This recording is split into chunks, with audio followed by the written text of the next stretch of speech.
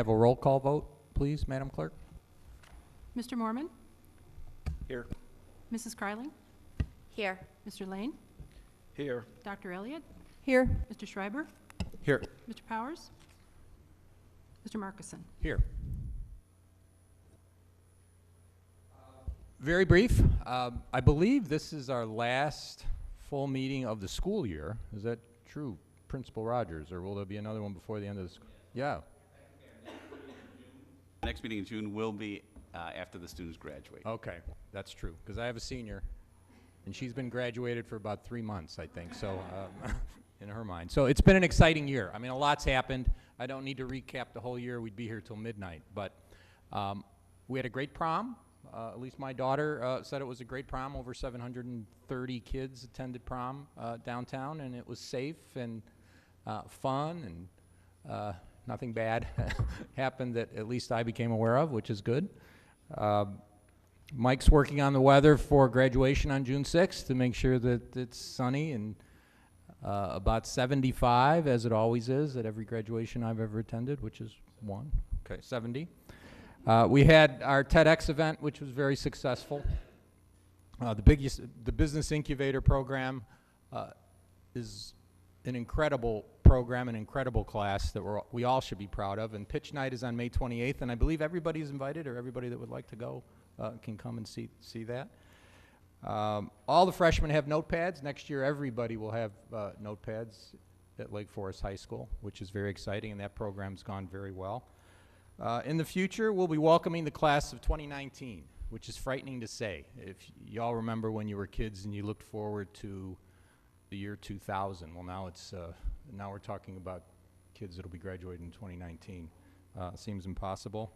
We'll be welcoming a new principal, and I and the board are looking forward to working with Mr. Simic, the leadership team, the teachers, the students, and everybody in the community to keep Lake Forest High School great and make it better than ever. So, thank you. Now I would like to ask Mr. Simic to give his report. Thank you, Mr. Markison, and I'd like to hand off immediately to Mr. Rogers to begin. Great. So as Mr. Markison pointed out, this is a very busy and exciting time of the year, and we had a sensational prom over the weekend. It's also a time where we encourage all of our students and faculty and parents to be involved. It really is a victory lap. So you mentioned that you have a senior, so it is that victory lap. Enjoy it, kind of savor those moments, because they really are special moments and really culminating another great year. We'll have awards nights coming up, concerts, lots of exciting things. On the business side of the school, we're completing the master schedule, hiring, going through curriculum changes, getting our bearings for summer school, summer curriculum work that we want to do. As you mentioned, next year is our big rollout, full one-to-one rollout for our Leading Edge Learning Initiative. So we'll be gearing up for that as well. We're right in the middle of our AP testing, and I think some of our efforts in terms of equity and access, removing some of those barriers and supporting kids have paid off. This year we have given 1,117 AP tests. Last year we gave 921, so that's about a 21% increase in 1 year. Pretty remarkable. Today we did PARCC testing, so we did our math PARCC testing where students are tested in Algebra 1. Tomorrow we'll do our English Language Arts testing. Working with our students on a healthier food choice initiative. So some of our students being aware of good choices, things that I think they're learning certainly in their health classes, but just there's a better awareness. I think this generation, you mentioned the generation, we're going to be welcoming 2019, but there's an awareness now of being healthy and healthy living. And so some students approached me earlier in the year and wanted to do this initiative, and I've been working with those students from the Student Council. We're working with our different vendors, and we're starting with our vending machines and our snack shop. So we'll be finishing up our work, so hopefully that as we start the new year, we have some healthier choices for our students. The CSCI survey, that was completed and is posted on our website. John Marr is working with the faculty, facilitating really good discussions and feedback with the departments. We have a group from the Netherlands. We have a Dutch exchange. We have 3 teachers that came with a group of children. from Segbrook College. They call it Segbrook College, but it's actually a secondary school. That's just what they call it there. So they're presenting all week in classes, and it's a great cultural exchange. So some of the big events that we mentioned before, we have the art show coming up on 5/14, May 14th. May 19th, we have our choral concert. May 21st, we have our band concert. The 27th is our honors night, and our big pitch night, first annual pitch night, will be held on May 28th at 7 p.m., and we'd love to have a full auditorium. Thank you. Thank you, Mr. Rogers.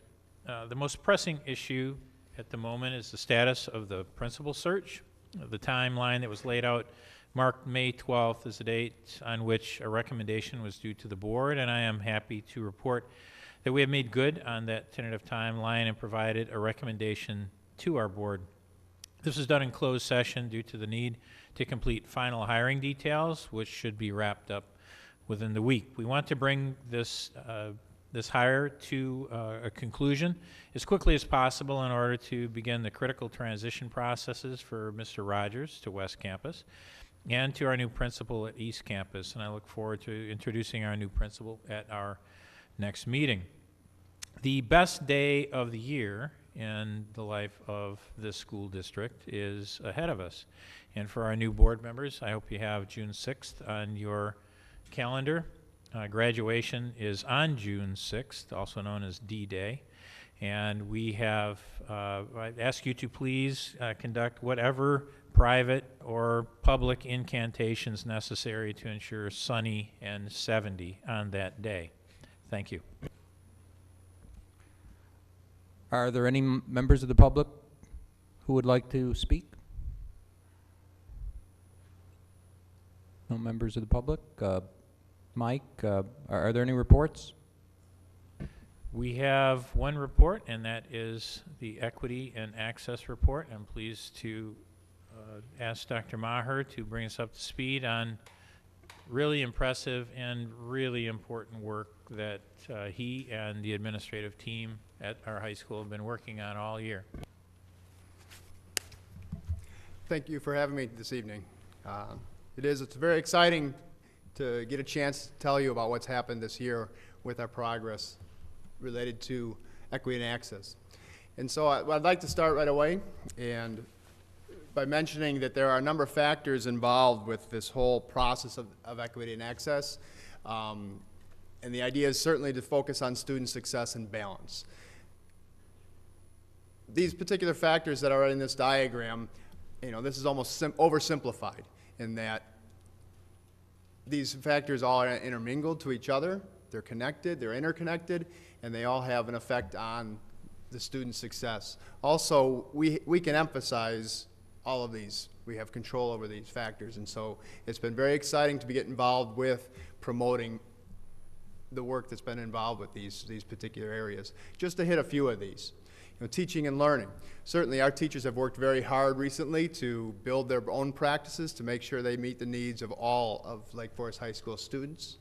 We have some wonderful support models that I'm going to mention briefly in a little bit related to both teachers and students. Some have been ongoing, some started this year, and some will be new next year. Elimination of barriers, I'll mention just briefly. These are some past practices that were all built in with good intention. But as it turns out, with understanding our program in a little bit more depth, limit kids and their access to rigorous curriculum that they can be successful in. And so throughout the school, there has been work to eliminate some of these barriers. A couple of quick examples. The science department, when I pat them on the back last spring, in spring of 14, they reduced a number of the prerequisites for their AP classes in science. And so we had a wonderful increase of students having the experience of being in a science AP class. English department reduced their general English 4 class, and that allowed students to have more access to specific content area electives such as poetry, speech, composition, grammar, Chicago writers, literacy, and also other types of literature classes. Again, students accessing a much more rigorous and even more engaging curriculum as we eliminate some of the barriers that stopped those kids in the past. And all of this is underlined by a new mindset in the school. Both teachers and students alike, willingness to be more creative, to create more engaging work, and the students also to take on more rigorous work. And so those are all things that are intertwined in the success of what's happened this year.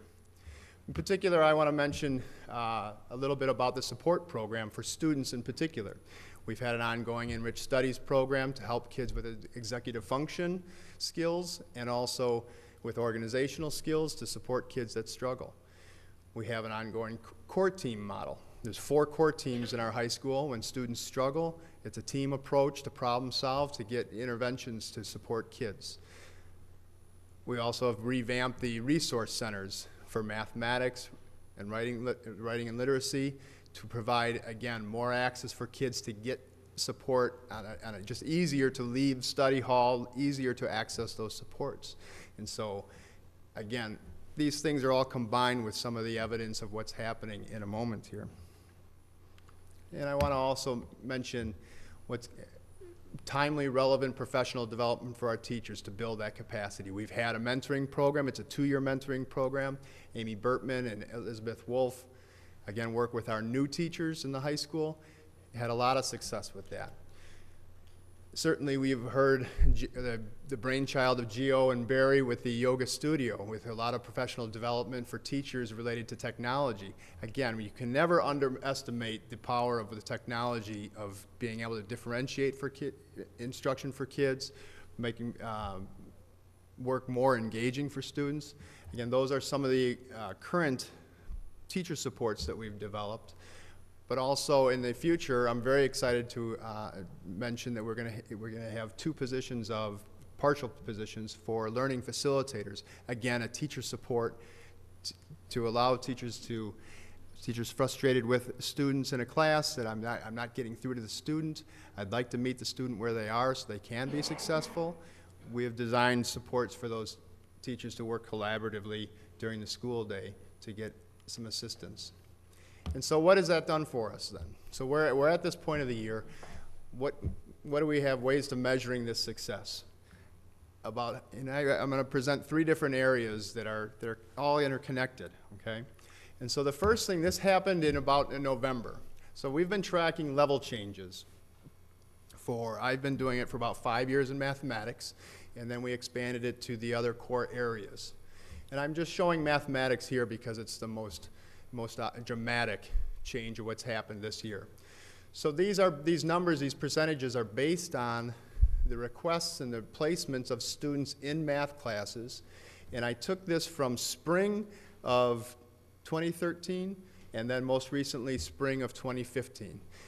If you can think back of spring of 2013, Barry and Lauren and Lori have not arrived yet. Mike was finishing his first year.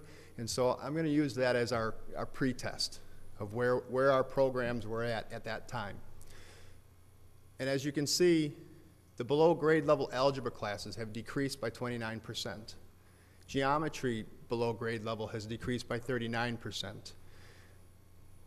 And if you look at a grade level or above grade level, we have pluses in all those. Those are all increasing. So you have this shift of kids going from the below grade level classes to more rigorous at or above grade level classes.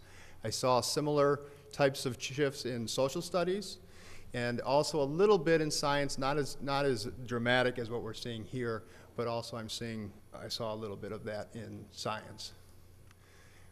I also want to mention at this time that, so this came out about in November, and so it was presented to the teachers and patted them in the back for their work because of the changes. Also, we presented in January were the number of level changes. So now, the level changes is a measure of persistence. We had a culture previously of when a student was struggling in a class, teacher, parents, student would very quickly say, well, let's get them in another lower level class so that then they can feel success, feel good about themselves. Possibly the expectation with their grade would be higher. But there's a sneaky little problem there, is that they were not receiving the same rigorous, full curriculum that they received previously. Well, what we found in November was that our first semester level changes, so even after all of these shifts of kids getting into more rigorous classes, our level change downwards dropped 20%. Kids were staying in the classes that they had pushed themselves into. Our level change in the upward direction had increased by 14%. So not only were the kids in spring asking for more rigorous classes, and teachers were allowing them to get to more rigorous classes, they were staying there. There was a measure of persistence. So those are two nice little pieces of information that I felt wanted to put together to show you that success. And then, another piece is, as we go into next school year, comparing the current school year's AP, as you see, I heard Principal Rogers say that we already have increased the number of AP tests this year. Next year, the total number of students who have requested an AP class has increased by 29%. So we'll see as the year goes on whether they stay, how many exams they take, and we'll continue to monitor that for next year. I hope to be invited back next May to have some great continued success. And so it's very exciting to be up here to present to you. There's a lot of momentum of what's happening in the school. As a math person, these are not things that are just one person is involved with. This is a total team effort. This is happening in social studies, it's happening in English, it's happening in science, it's happening in the electives. There's an understanding of the students advancing, there's an understanding that the teachers are making a lot of effort, and certainly the school leadership. And so this, I don't think you get the system-wide improvement by just a few people being involved. This is a large evidence of momentum that's happening, and it's very exciting to be an educator at Lake Forest High School right now. And I very much look forward to what's going to happen next year. It concludes my report from Student Services, and I certainly would like to take any questions if you have them. Just one question, and this may be more for the superintendent, but there's a state objective relative to the percentage of students in a classroom that are, I call it the 70-30, and I don't know what the technical, but how are we doing there? Are we there? Are we on our way there? Could you give us, maybe educate people on what I'm talking about, since I can't describe it very well? Yeah, Dr. Maher? Yeah, I go can ahead. refer to a couple of examples, and so one in particular. The percentages that you're referring to are the students with IEPs. And the state law is that we should only have 30%, less than 30% if you're going to consider it as a non-special ed class, okay? And the idea is World Civ 1 was a class that had students weren't enrolled in this year. And so previously that was that situation, but now those students have been placed in World Civ classes that are more representative of our whole population. And so that's that class doesn't exist anymore, that we were not compliant in that particular rule. And so those are types of things, because of the leveling, the kids moving up, it's resolving that problem because of the work that we're doing school-wide. And again, that was a particular example that I could come up with quickly. This isn't a question, just more of a statement or an observation. I've had a little more exposure to this through the Education Committee and Lauren's work. Tom minimized a lot of the hard work. A major culture shift at the school, a lot of hard work to remove prerequisites, but the support systems that have been put in place to make sure that these kids that are now, in a more rigorous program, the academic and emotional support systems that you all have put in place, you should be commended for, and I encourage you to continue to do that. As kids will do, start to take on more and more challenges and more rigor. So thank you. Keep it up. I'm very excited. Some of the features that are built into the master schedule for next year to provide those supports, to keep the existing supports, co-teaching models, and so on, and also to expand that. Very proud of the work for the ELL students, and there's going to be a lot of great successes for next year. I didn't understand this chart quite, and these level changes that you're talking about, are they happening between first and second semester, fall and spring semesters, or are they judging from one academic year to the next academic year. Okay. This chart doesn't necessarily, there was some other information that I presented refers to the level changes. The level changes are within the semester. And so we have a policy that a student can move from say an honors level to a at grade level class during the semester. And so that was a common attrition that was happening previously. And again, we're seeing quite a big decrease in those requests. That's not what this table No, is showing. I Okay. apologize. This is the overall shift from one spring registration process to the next spring. Got it, thank you. And in fact, over 2 years. I believe if Dr. Margaret, could you scroll downward to the next slide there? Well, I've got a, yeah. It may be, This is, for my presentation Got it. purposes, I've got a limited number of slides here, Okay, though. good. I don't know if All I right. have another document, if I can in short the, in the through it. board packet, there is, Yeah. in the slide after this one, I've got it. there is a slide titled Success at a Number of Levels. And Thanks.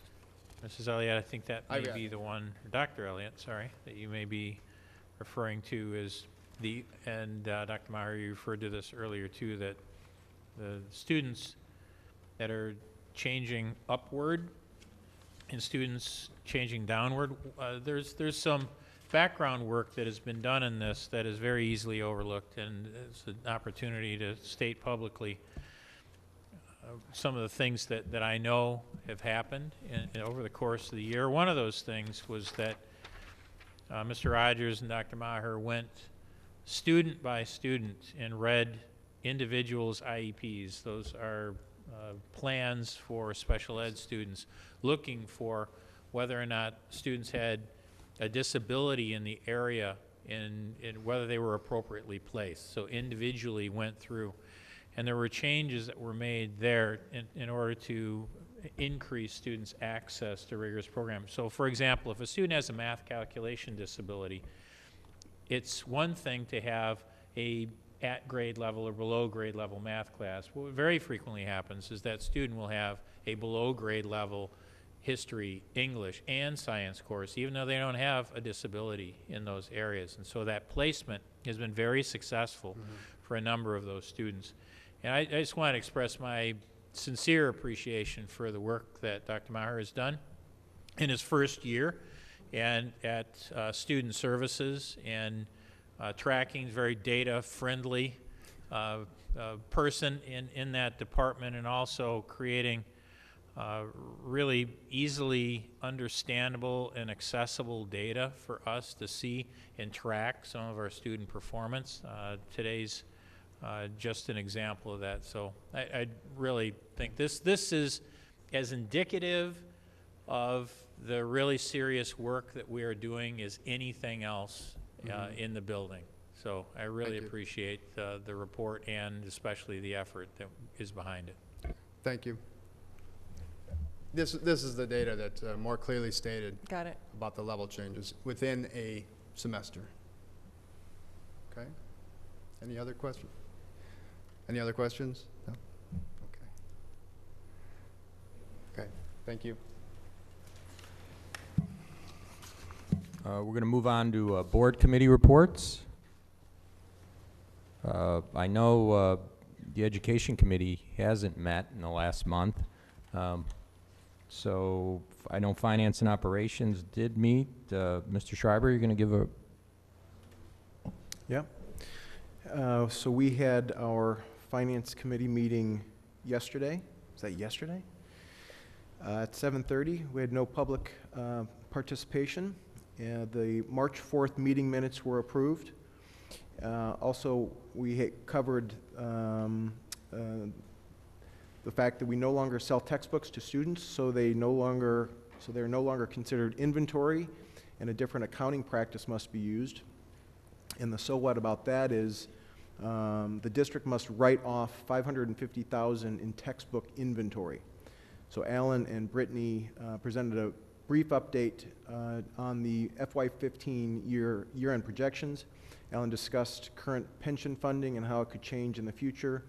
And Brittany explained that the district has received 3 of the 4 state categorical payments due, 3 of 4, I guess not bad, this fiscal year, and most likely will not receive the 4th in FY15. Then we moved to facilities, and Carol presented the FY15 budget update. She presented an overview of the projects completed this year and those slated for summer completion. Alan and Lauren presented, and the group discussed the instructional highlights budgeted for FY16, including leading edge, Century classroom spaces, robotics, and / makerspace, student assistance program coordinator, learning facilitator position, and 8 new course offerings. Then Alan reported that the district is researching transportation options for the transition program. And what else did we hit? Carol reported that the custodial contract with RJB that was bid a year ago is up for renewal, and the staff was happy with the quality of work. RJB is asking for a 1.5% increase, which is within CPI-ish.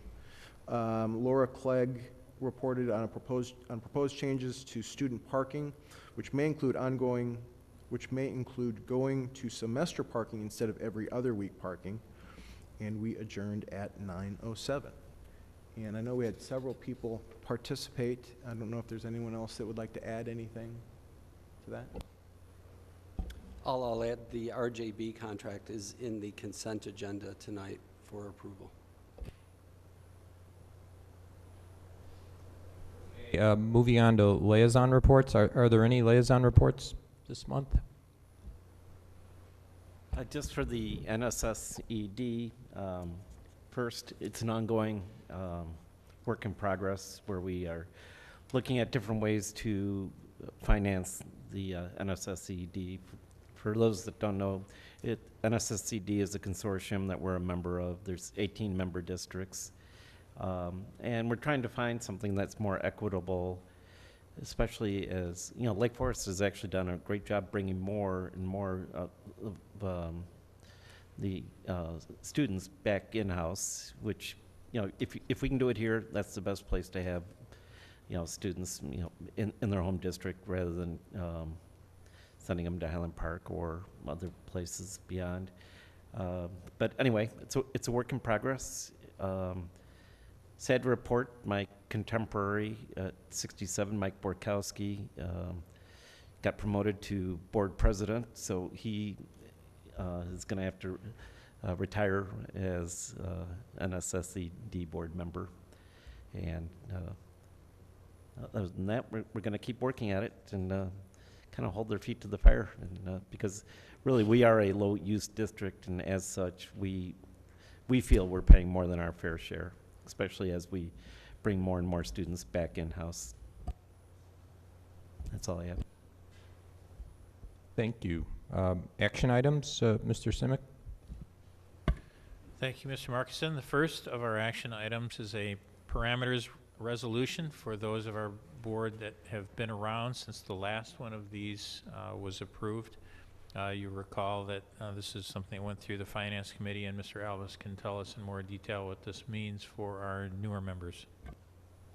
Just a quick recap of the cover memo that's in your packet. In December of 2006, the district issued voter-approved bonds in the amount of $53.9 million to make facility improvements at both East and West campuses.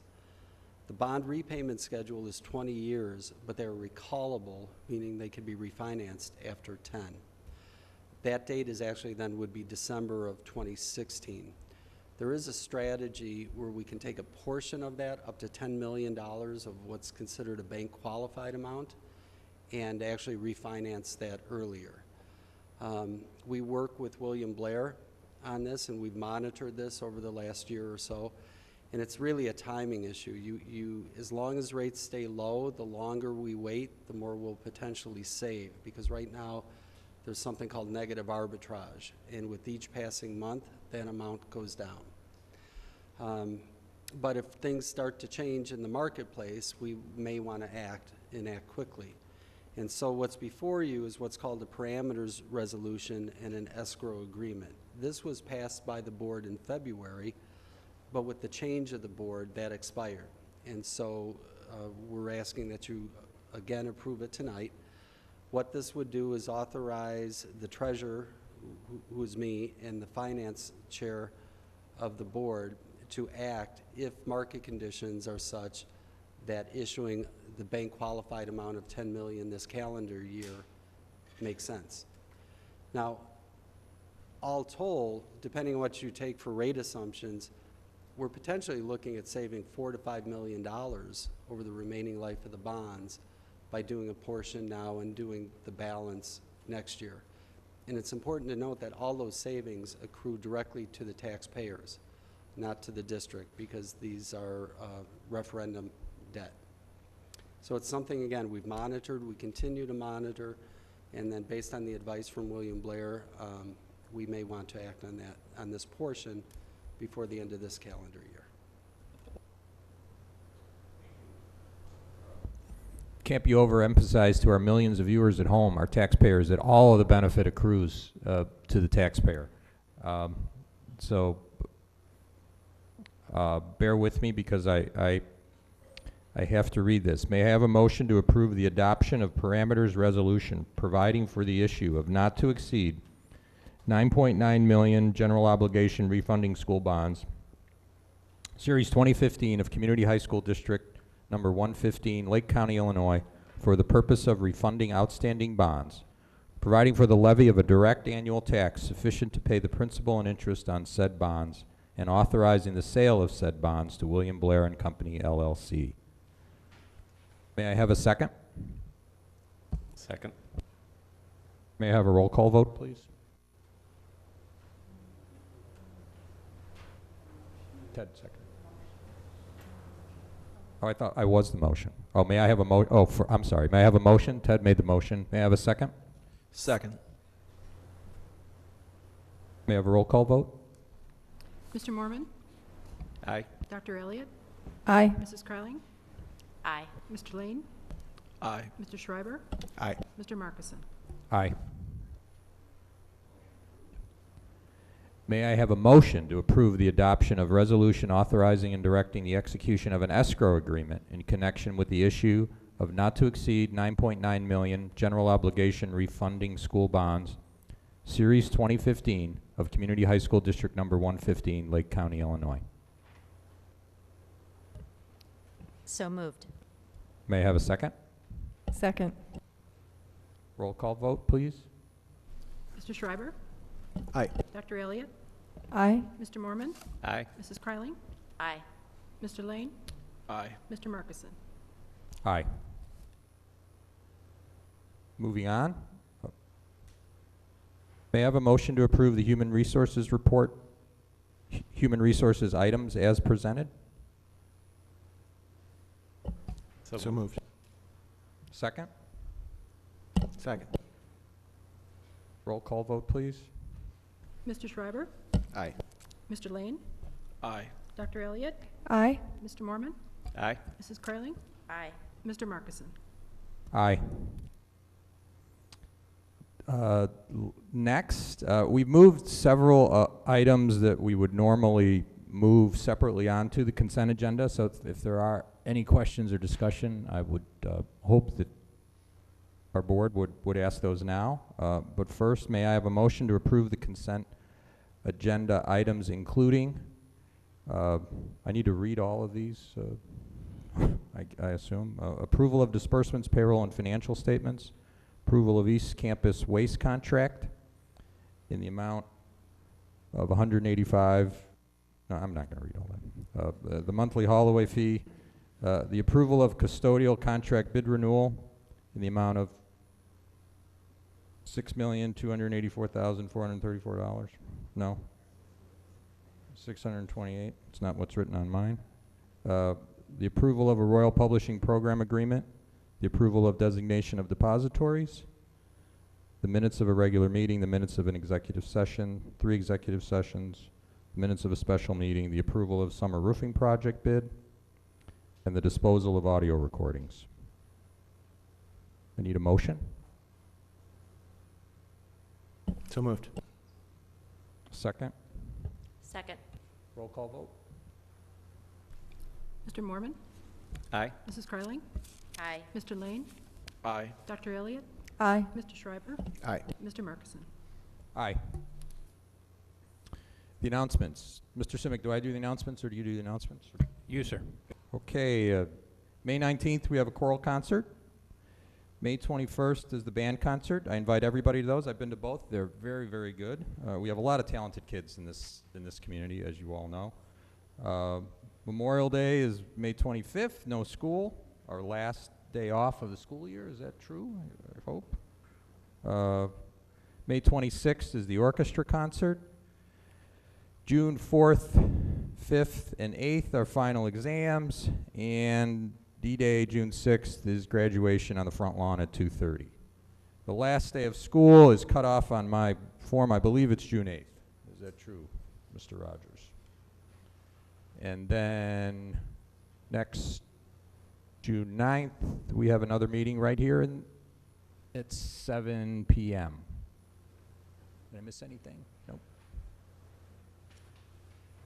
May I have a motion to adjourn the Lake Forest Community High School Board meeting? So moved. Second. Voice vote. All in favor? Aye. Aye. Meeting adjourned.